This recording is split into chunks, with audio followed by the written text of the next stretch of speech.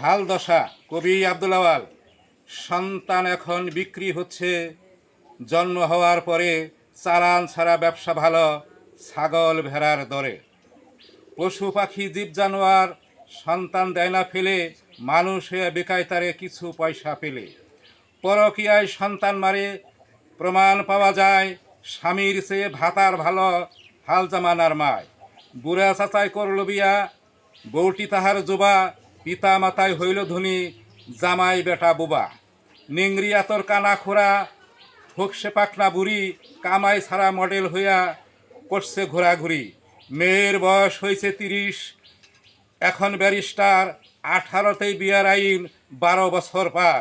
অত্যাধুনিক যুগ এসেছে, মোবাইল আলাপন, 3 সন্তানের মা ছেলের বাড়ি করে অনশন।